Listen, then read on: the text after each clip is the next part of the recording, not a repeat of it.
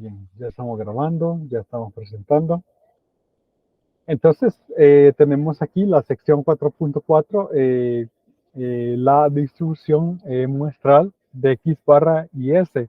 Esto es algo que pues pueden recordar de estadística univariada, ¿verdad? Entonces, afortunadamente, las extensiones que nosotros hacemos a multivariado usualmente se mantienen. Entonces, la suposición de que los XV constituyen una muestra aleatoria de una población normal con promedio mu y covarianza sigma completamente determina las distribuciones muestrales X barra y S. Aquí presentamos los resultados de las distribuciones muestrales de X barra y S al dibujar, al presentar un paralelo con las conclusiones familiares univariadas.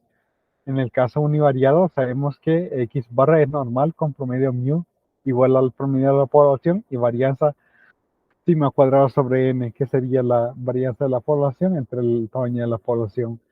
Con resultados para el caso multivariado P mayor o igual que 2 análogos en que X barra tiene una distribución con promedio mu y matriz de covarianza 1 entre n por sigma.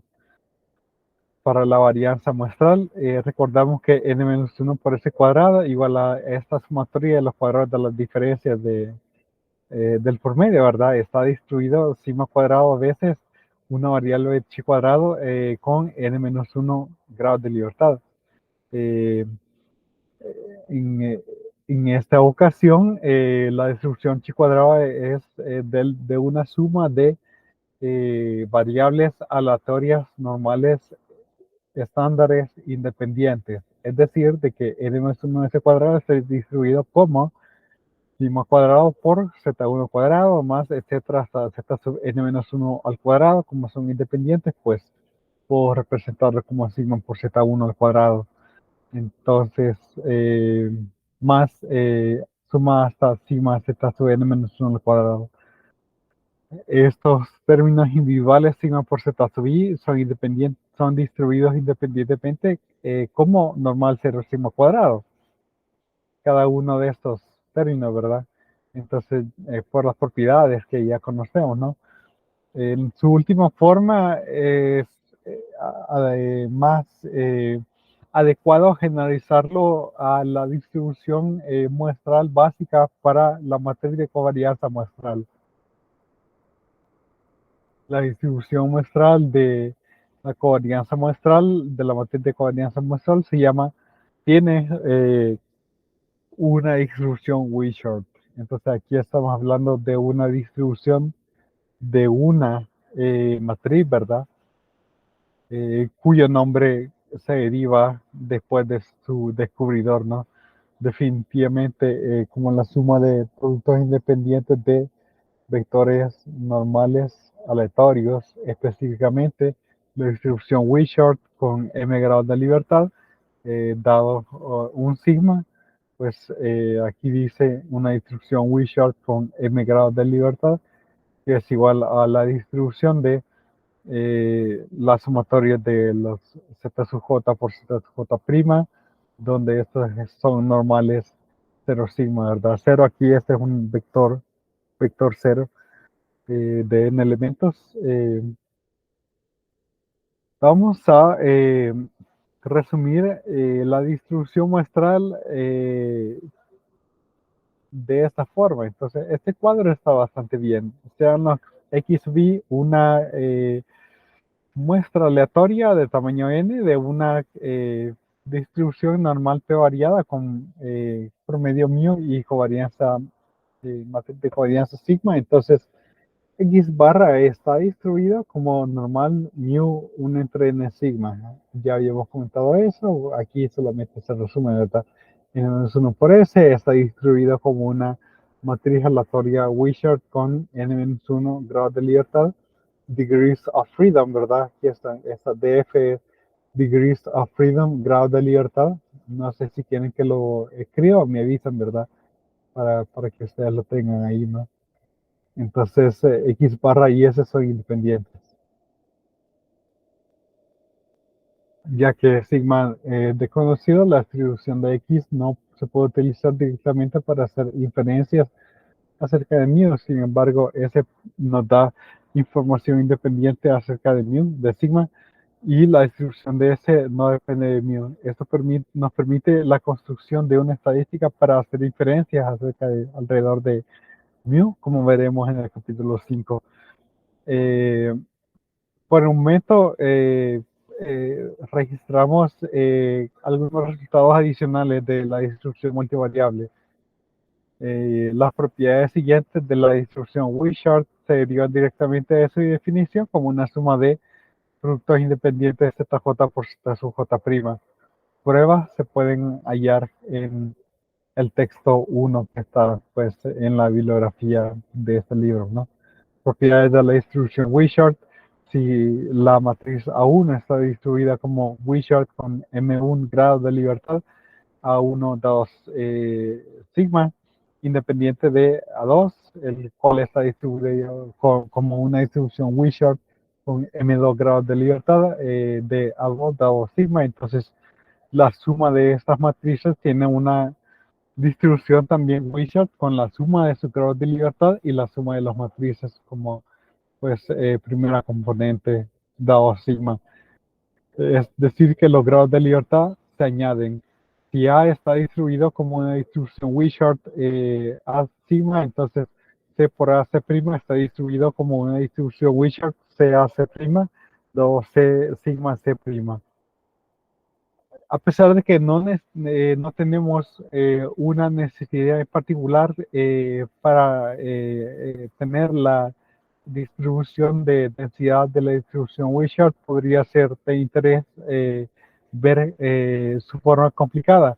La densidad no existe a menos de que el tamaño de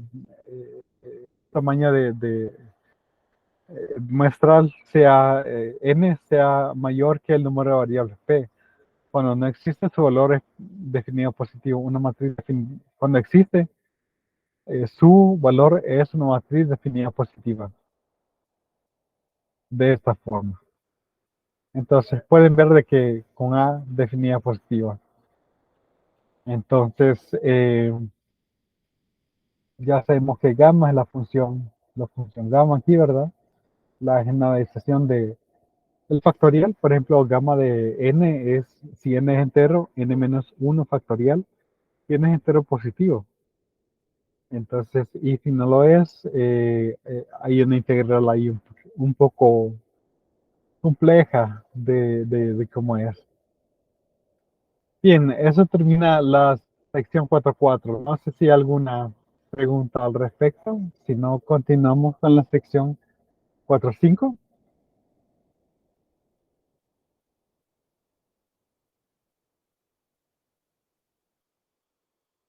Bueno, vemos la sección 4.5. Entonces, comportamiento de X barra y S barra y S para muestras grandes. Aquí hay algunas ventajas cuando nosotros tenemos suficientes datos.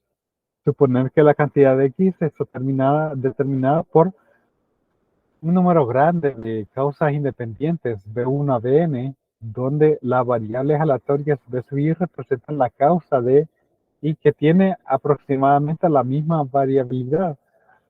Y X es esa suma de B1 a Bn, entonces aplica el teorema de límite central. Aquí quizás es, sí, una extensión de lo que nosotros veíamos en estadística univariada, ¿verdad? Y concluimos de que X tiene la misma distribución, tiene una distribución que casi es normal. Eso también es bastante útil. Es cierto que para virtualmente cualquier distribución padre de los BCIs, bueno, esto es cierto para virtualmente cualquier distribución padre de los BCIs, dada que n es suficientemente grande. El teorema del límite central univariado nos dice de que la distribución muestral del promedio muestral, X barra, para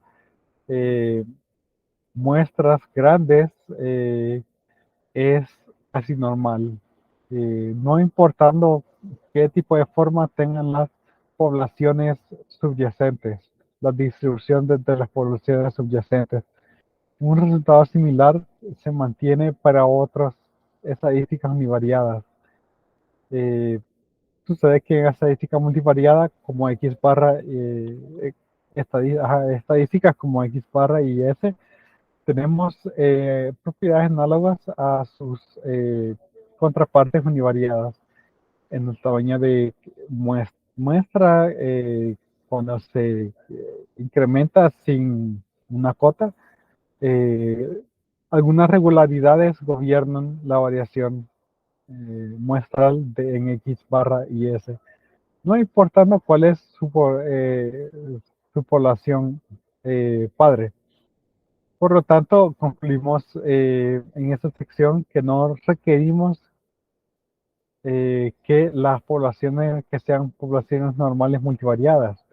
Los únicos requerimientos son que la población padre, cualquiera que sea su forma, tenga promedio mu y covarianza finita sigma.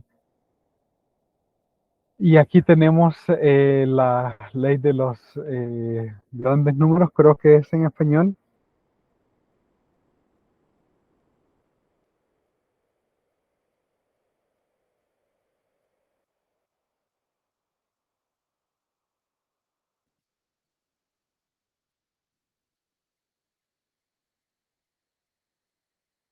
Ok, entonces ley de los grandes números, creo que es en español. Realmente eso casi nunca lo he visto en español.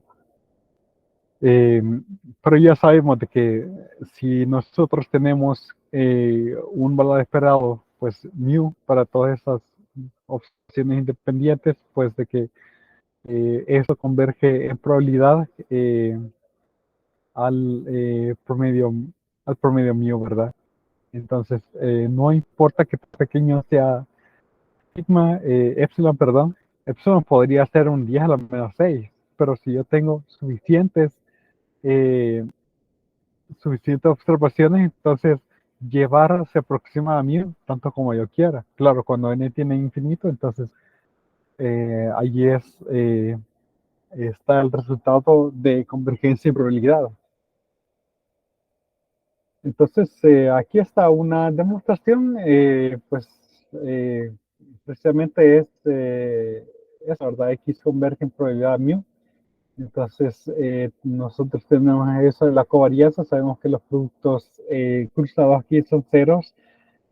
Al sacar el ya sub j, que sea este término, eh, estas son las desviaciones con respecto al promedio μ y este al μ sub k, ¿verdad?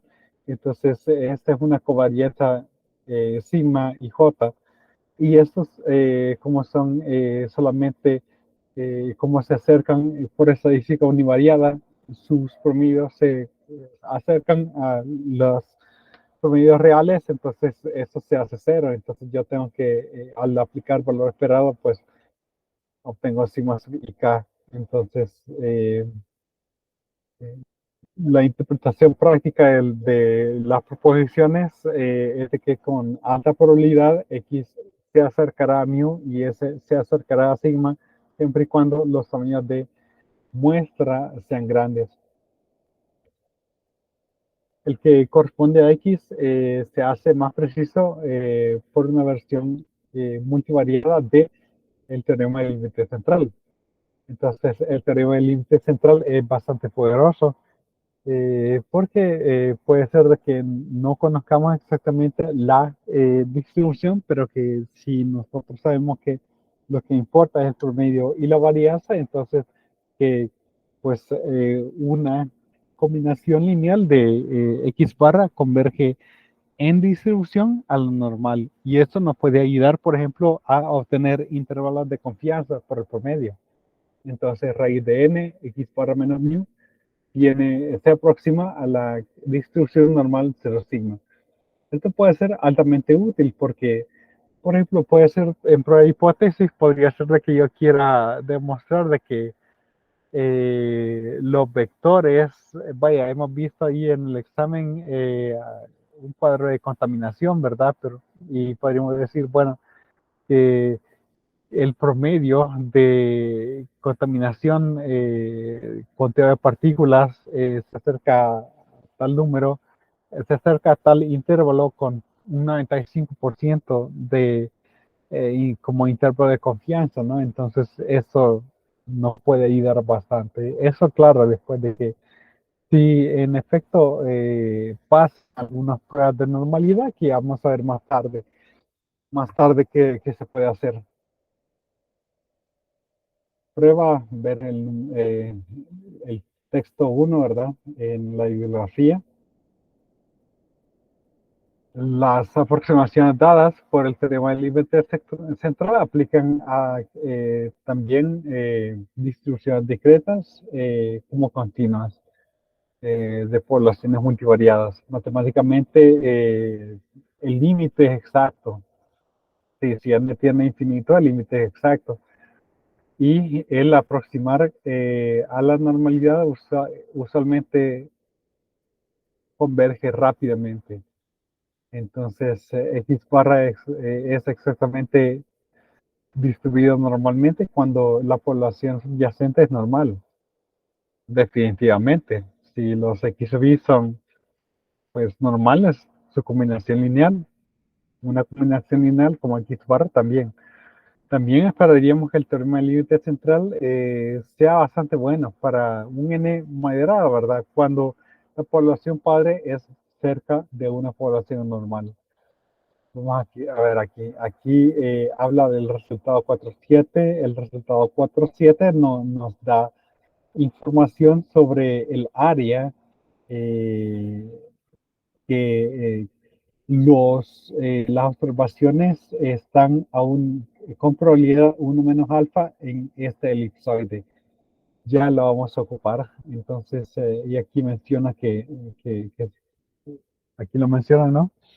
Entonces, como hemos visto, cuando n es grande, ese se acerca a sigma con alta probabilidad. En consecuencia, reemplazando sigma por s en la aproximación de la distribución normal para x, tendría un efecto casi, pues, de casi nada, ¿verdad? O sea, casi no tendría efecto en cálculos de probabilidades subsecuentes. Resultado 4.7, el cual pues volví a copiar aquí, ¿verdad? Pues en este elipsoide sí está cerca de una distribución normal, eh, pues 1 menos alfa, las observaciones estarán ahí adentro con probabilidad 1 menos alfa. Podemos ocupar ese resultado para mostrar de que n por x barra menos mu prima sigma inversa por x barra menos mu tiene una distribución chi cuadrado con x distribuido como normal mu sigma sobre n, o equivalentemente raíz de n por x barra menos mu tiene una distribución normal 0 sigma. La distribución chi cuadrado es aproximadamente la distribución muestral de n por x barra menos mu prima sigma inversa por sigma barra menos mu cuando x es aproximadamente distribuidamente normal. Reemplazando sigma inversa por s inversa no afecta seriamente esta aproximación para n grande y mucho mayor que p. Vamos a resumir estas conclusiones bastante importantes de esta sección como sigue. Sean los XV observaciones independientes de una población con promedio mu y covarianza finita sigma. Entonces, raíz de n por x barra menos mu tiene una distribución aproximada normal 0 sigma. Y esta diferencia cuadrada por n es aproximadamente chi cuadrado con p grados de libertad. Cuando n menos p es grande. Cuando n menos p es grande. Entonces, el número de observaciones tiene que ser mucho mayor que las variables. Imagínense, ya tengo 1000 variables, entonces yo debería tener quizá millones de observaciones.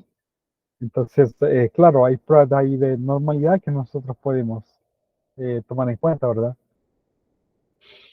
En las siguientes secciones consideramos formas para verificar las suposiciones de normalidad y métodos para transformar observaciones no normales en observaciones que son aproximadamente normales. Entonces vamos a ver la sección 4.6, la 4.7 creo que todavía no, hasta en la siguiente clase. Valorando la suposición de normalidad. Como lo hemos indicado, la mayoría de técnicas estadísticas discutidos en los capítulos que van después asumen que cada observación X sub J viene de una distribución normal multivariada. Por el otro lado, en situaciones donde el tamaño de paso es grande y las técnicas dependen solamente del comportamiento de X barra, o de distancias que involucran X en la forma n por X menos mu prima es inversa X barra menos mu. Perdón, aquí es X nada más, no es X barra. La exposición de normalidad para las observaciones individuales es menos crucial. Pero hasta cierto grado, la calidad de las inferencias hechas por esos métodos dependen en qué tan cerca la población padre se acerca a una forma normal multivariada. Es imperativo entonces de que existan procedimientos para detectar casos donde los datos de acción, ya sea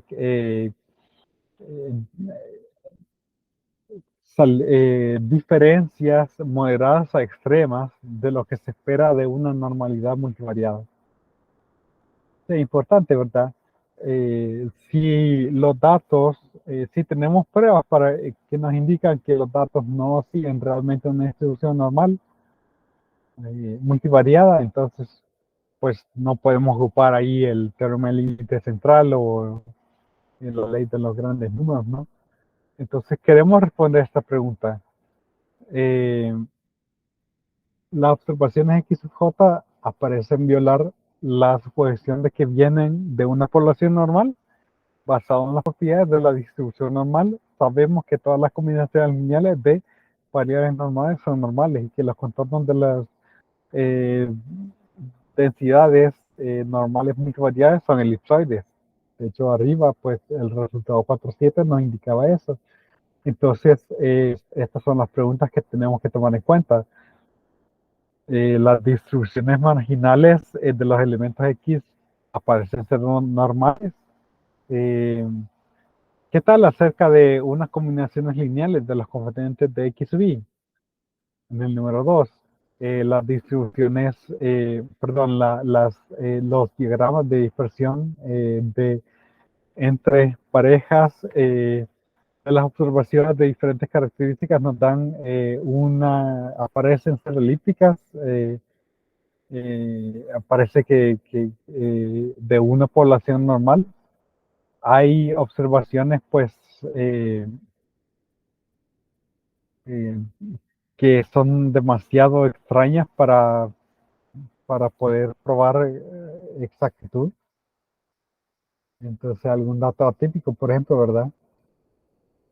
Sería claro de nuestras investigaciones de normalidad que nos concentramos en el comportamiento de las observaciones en una y dos dimensiones.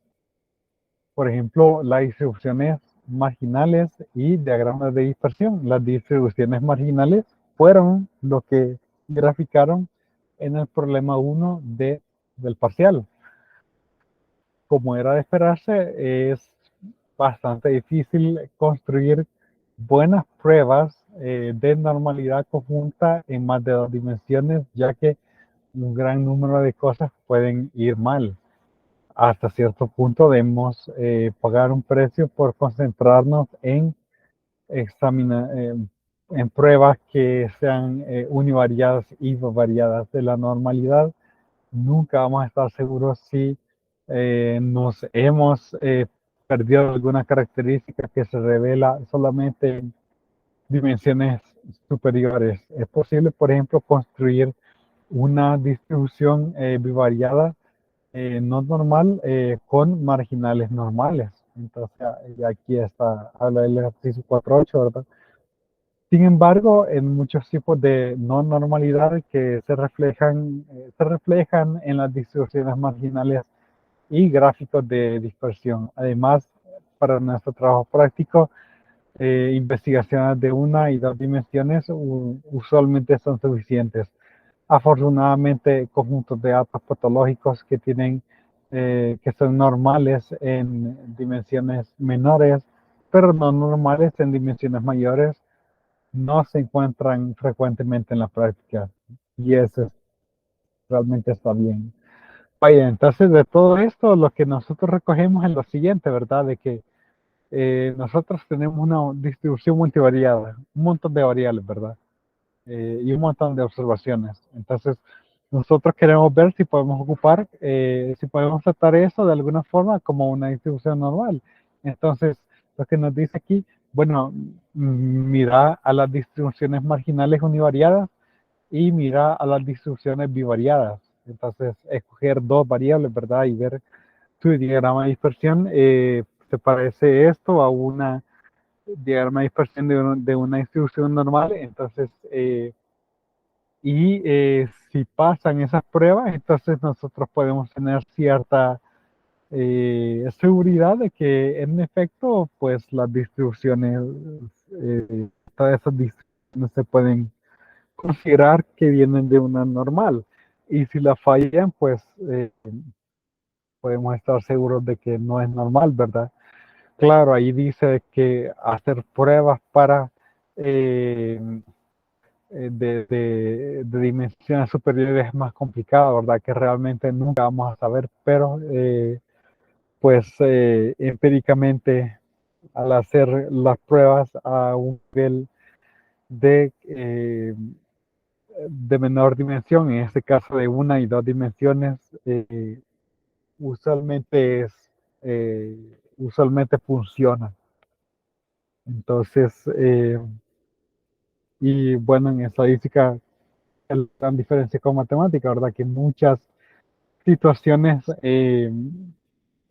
nosotros esperamos que sea así, ¿verdad? Entonces, si estás esperando realmente si estás esperando que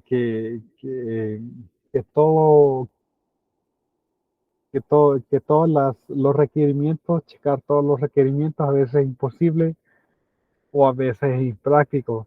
Entonces, muchas veces se hacen los trabajos estadísticos con algo de informalidad, ¿verdad?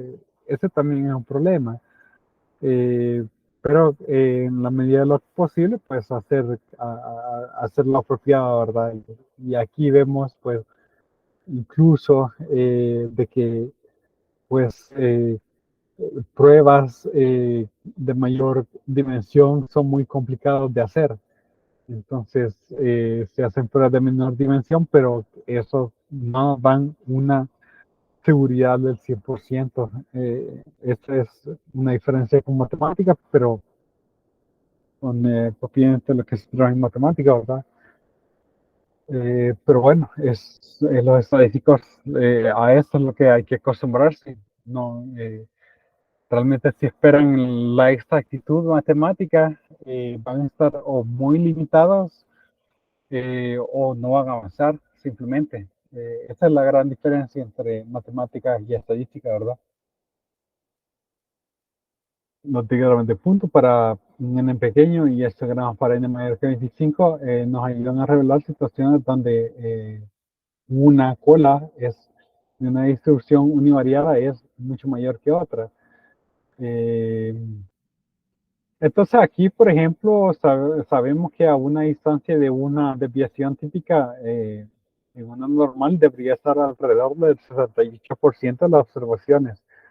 A dos, eh, a las desviaciones estándares debería estar alrededor del 95% de observaciones, y aquí nosotros tenemos algunas pruebas de que pues si yo veo a una desviación estándar, entonces que si es mayor que este número, que depende de n, podemos, podemos rechazar el hecho de que la distribución no es normal, o que si a dos desviaciones estándares es mayor que este número, entonces puedes también desechar de que es una distribución normal. Entonces ahí tenemos algunas ideas iniciales, ¿verdad? Para poder ver, bueno, esa distribución en realidad no cumple estas hipótesis de normalidad. Entonces, las gráficas siempre son herramientas útiles para el análisis de datos. Y pues a este punto se les debería venir a la mente lo que son las gráficas QQ, ¿verdad?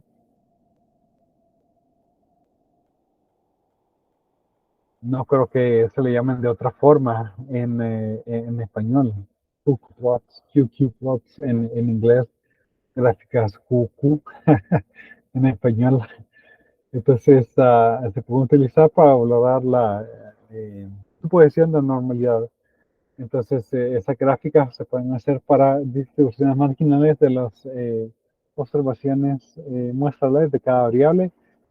Eh, entonces, ya conocemos un poco esta, ¿verdad? Entonces, los patrones de la desviación nos dan claves acerca de la naturaleza de la no normalidad.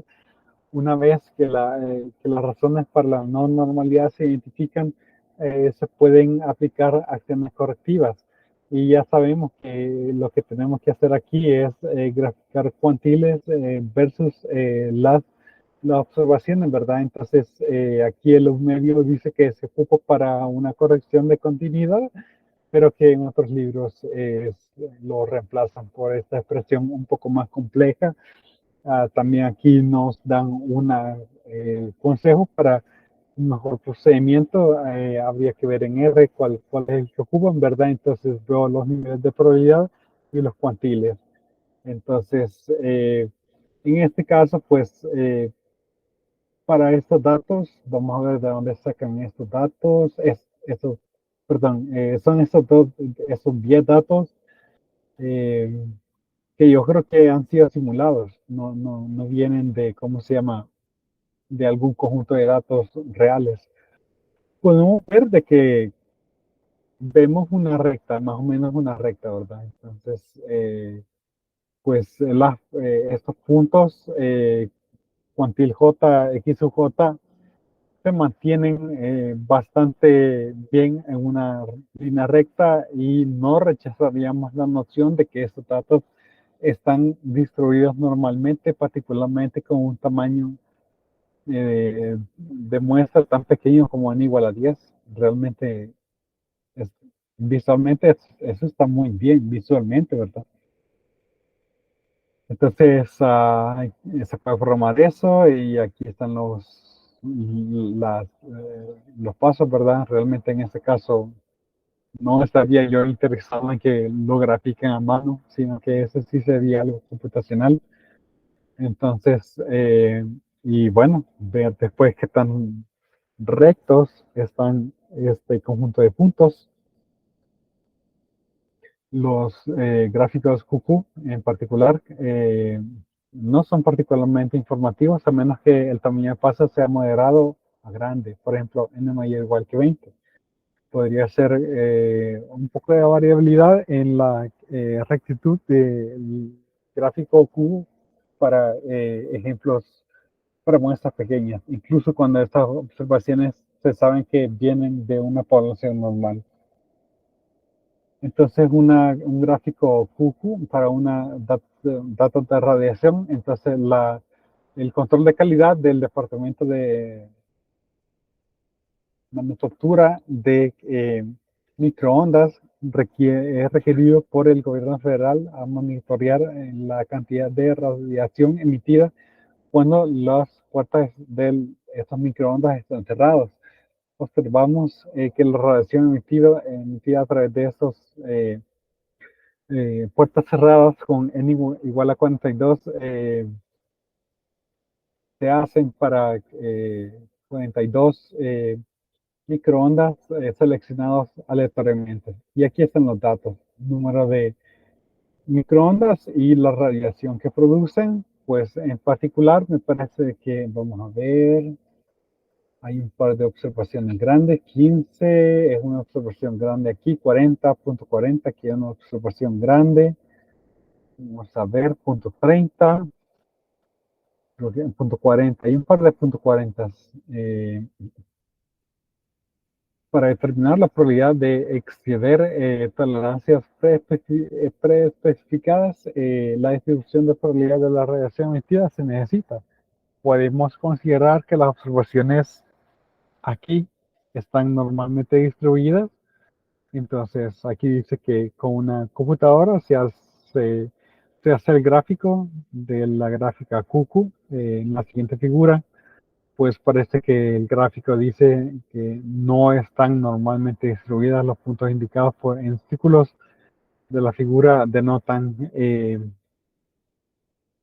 datos atípicos y los valores demasiado grandes relativos al resto de las observaciones. Para los datos de la radiación, varias observaciones son iguales. Cuando esto ocurre, las observaciones con valores iguales se asocian con el mismo cuantil y esos cuantiles se calculan utilizando promedios de los cuantiles que están en conjunto con las observaciones que estarían si fueran apenas diferentes. Bueno, entonces aquí está el gráfico, ¿verdad? Los datos atípicos y el número me indica la repetición, ¿verdad? Por ejemplo, aquí solo hay un punto, solo hay un dato. Aquí hay un 5, quiere decir de que 5 datos registrados dan el mismo nivel de radiación, entonces no se ve, realmente visualmente no se ve de que esto siga un patrón normal, ¿verdad? En esta gráfica QQ. Quizás si removemos estos dos datos atípicos, ya obtenemos algo un poco mejor. Sin embargo, sí da problemas el hecho de la repetición. Aquí hay 9 datos repetidos, entonces cerca de cero. Bueno, pero es perdón, cerca de punto 10. Vamos a ver ahí los datos, ¿verdad? Punto 10, punto 10, punto 10 se repite bastante. Punto 10 se repite bastante y eso podría ser un problema con respecto a la normalidad. La rectitud de esta gráfica QQ puede ser medida al calcular la correlación de los coeficientes de los puntos en el gráfico. El coeficiente de correlación para la gráfica QQ está definida por este término y una fuerte prueba de normalidad se puede basar en él. Formalmente rechazamos la hipótesis de normalidad a un nivel de significancia alfa si R sub Q cae debajo de los valores apropiados de esta tabla. Entonces, por ejemplo, yo puedo tener 45 observaciones y yo rechazo si cae a un nivel de 0.9632 si mi nivel de significancia es de 0.01, ¿verdad? Es decir, del 99%. O punto 9809 si yo veo 90%. Entonces, un coeficiente de correlación para probar la normalidad.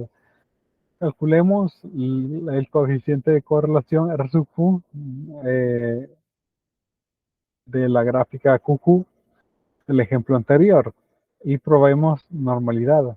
Entonces, utilizando información del ejemplo anterior, tenemos que aquí solo ocupan 10 observaciones. Tenemos que tomar eso en cuenta, ¿verdad? Que solo se han ocupado 10 observaciones. Entonces solamente vamos a estar viendo a esta,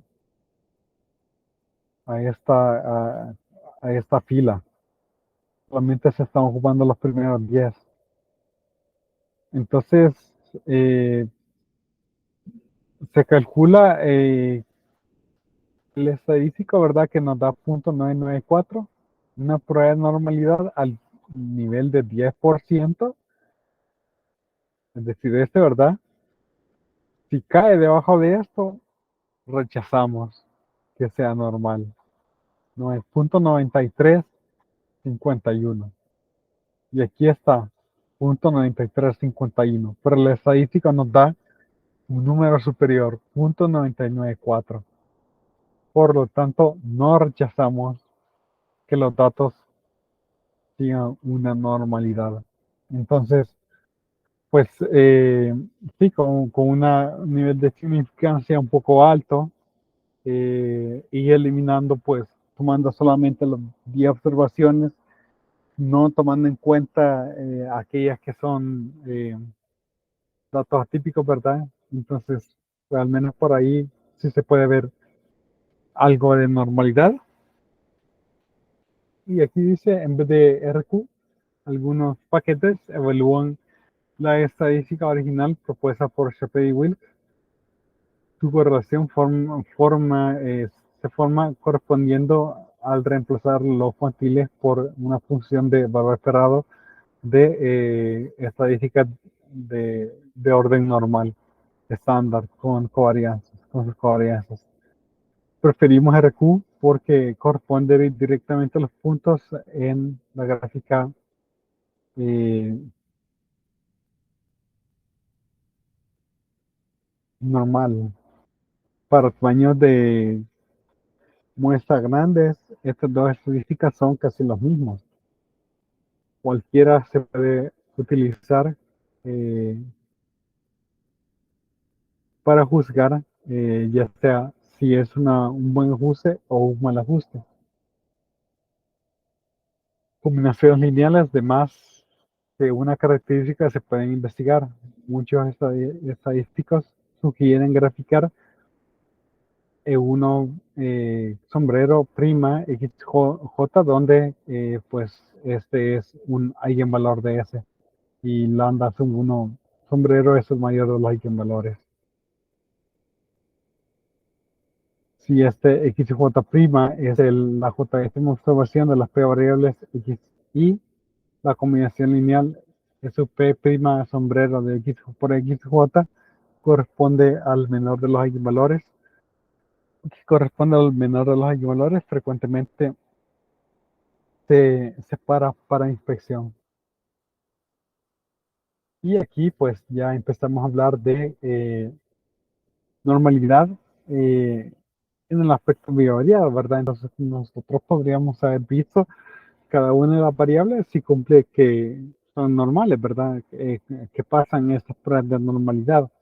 Y ahora podemos ver también pruebas a nivel bivariado, ¿verdad? Escogemos dos variables y empezamos específicamente el resultado 4,7, ¿verdad? Que nos da una eh, cantidad de puntos que deberían de estar dentro del elipsoide. Entonces, básicamente este resultado es el que nosotros ocupamos, ¿verdad? De que, por ejemplo, el 50% de eh, observaciones deberían de estar dentro de este elipsoide, basado en el resultado 4,7, ¿verdad? Entonces, esa es una prueba que se puede hacer. Entonces, reemplazamos mu por x barra y sigma inversa por S inversa, ya que se aproximan, ¿verdad? Tienen una buena aproximación. Y aquí un ejemplo para checar si hay normalidad bivariada en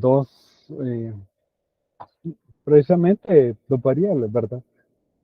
Y a pesar de que no sea una muestra aleatoria, los datos que consisten en las observaciones X1, que son las ventas, y X2, las ganancias de las 10 compañías más grandes del mundo se listan en el ejercicio 1.4. Esos datos nos dan esta X barra y esta, pues, eh, matriz de covarianza. Aquí está la inversa de la matriz de covarianza. Entonces, pues calculamos cuánto es h cuadrado de 0.5, 1.39, por lo tanto, pues x' eh, satisface satisfacer esta condición, ¿verdad?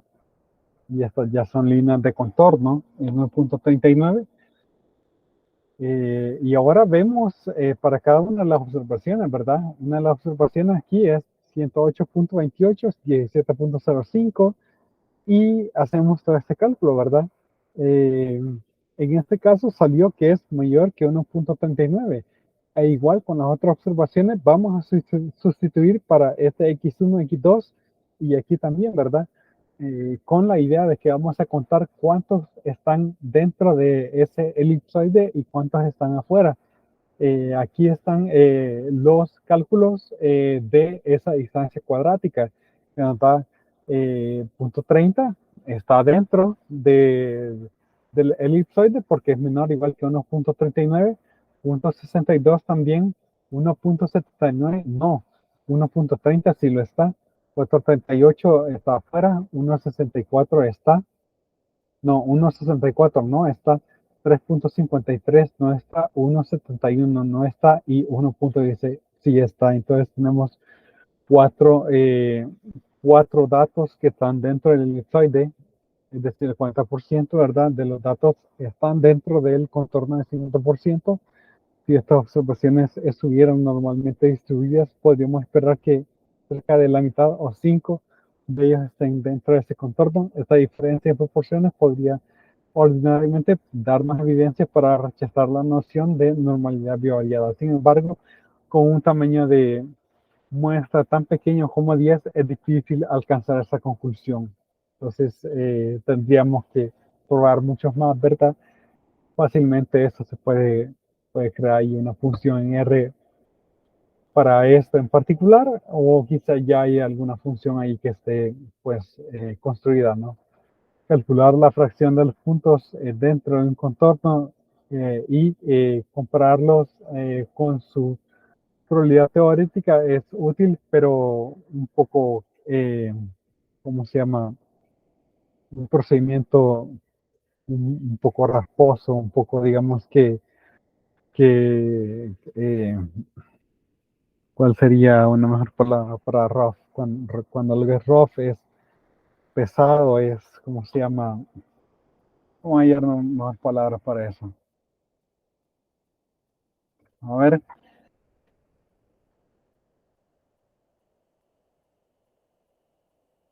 algo a lo bruto, algo a lo bruto. Pues esa palabra está más o menos bien, algo a lo bruto. Entonces, ok, estamos a unas 3 páginas de terminar. Yo creo que ya estarán un poco ansiosos, pero ya estamos un poco cerca de terminar. Entonces, un método un poco más formal para juzgar la normalidad conjunta de los datos, de los conjuntos de datos, está basado en las distancias generalizadas cuadradas. Y aquí los tenemos, ¿verdad? Con la matriz de estandarización es inversa. Los XB son observaciones de las muestras. Los procedimientos acerca de qué se describen no se limitan para el caso bivariado, pero se pueden ocupar para cualquier P mayor o igual que 2.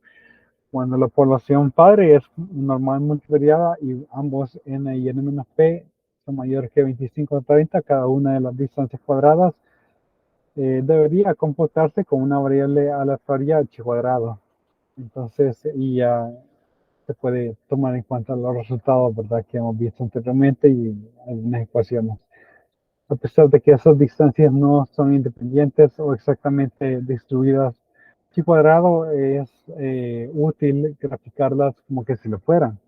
El resultante, el gráfico resultante es el gráfico chi cuadrado o el gráfico gamma, porque la distribución chi cuadrado es un caso especial de una distribución gamma. Para construir el gráfico chi cuadrado, aquí está un procedimiento bastante parecido al de gráfico QQ, ¿verdad? No voy a indicar porque pues estaríamos nosotros ocupando algún software para ello.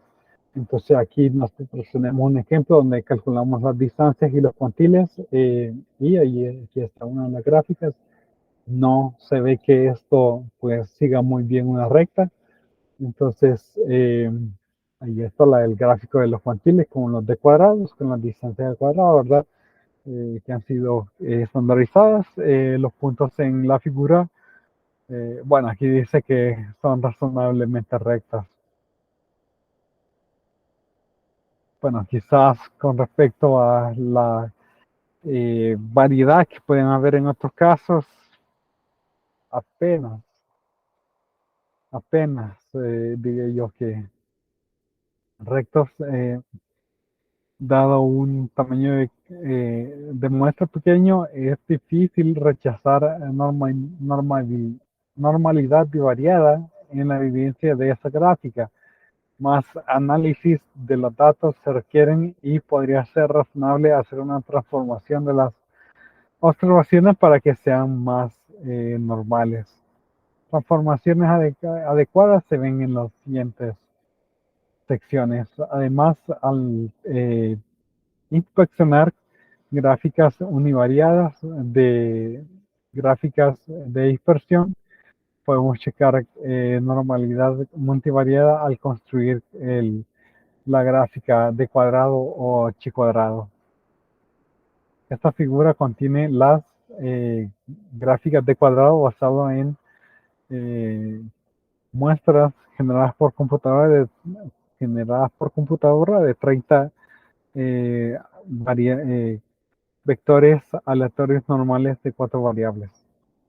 Bueno, y aquí sí se ve un poco a la recta, ¿verdad? Especialmente porque hay más puntos. Entonces, gráfica chi cuadrado para dos conjuntos de datos de 4 variables con n igual a 30. Bueno, para 4 variables, pues no está mal y solo 30 observaciones, ¿verdad? Ok, aquí está el último ejemplo. Evaluar normalidad multivariada para conjuntos de datos de 4 variables. Los datos en la siguiente tabla se obtienen al tomar 4 medidas diferentes de rigidez de x1 y x4 con 30 tablas. La primera involucra enviar ondas de choque a la tabla. La segunda se determina mientras se hace vibrar la tabla y las últimas dos se obtienen de pruebas estáticas. Las distancias cuadradas también se representan. Entonces tenemos aquí 4 variables, ¿verdad? 30 observaciones y las distancias de cuadrado. Aquí están. Entonces la distribución parece que es bastante normal, con probable excepción del espécimen número 9, que nos da esta observación 12.26, aunque también hay otro 16.85 que, bueno, ya vamos a ver. Para evaluar normalidad multivariada, construimos la gráfica chi cuadrado, como se muestra en la siguiente figura. Los dos especímenes con las distancias cuadradas mayores claramente se remueven claramente están removidas, alejadas del patrón lineal. Con los siguientes puntos, o hacemos la gráfica que aparezca.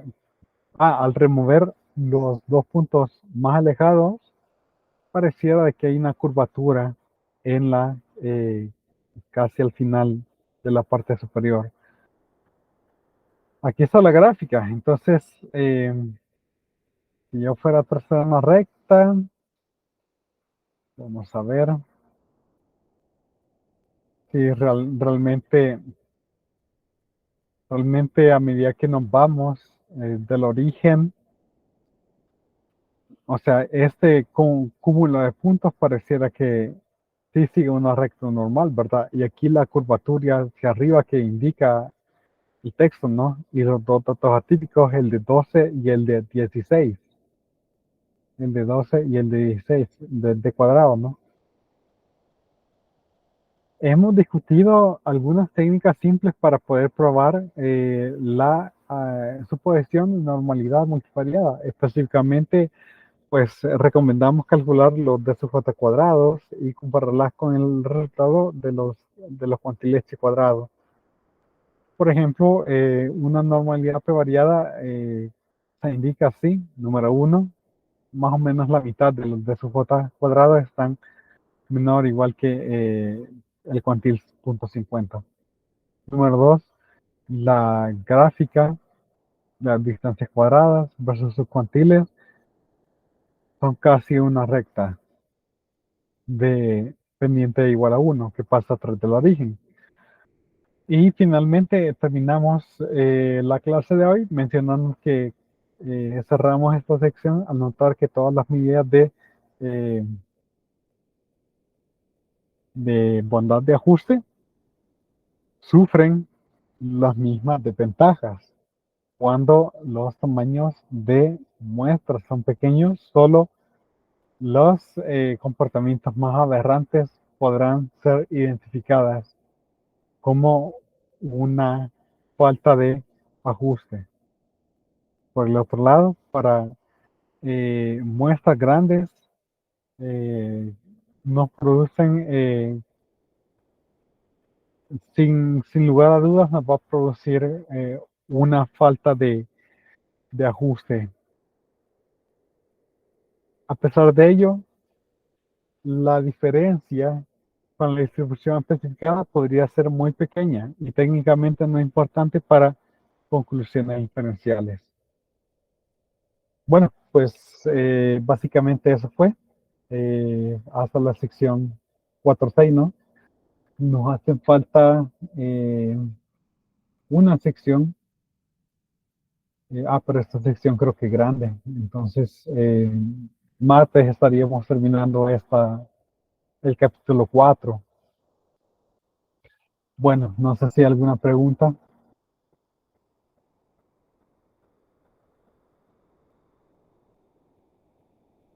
¿Alguna pregunta al respecto? ¿O estamos bien?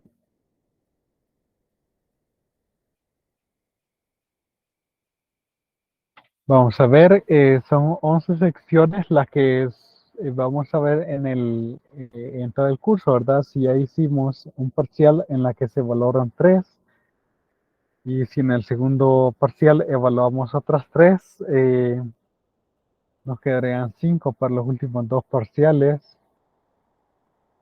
Eso estaría bien.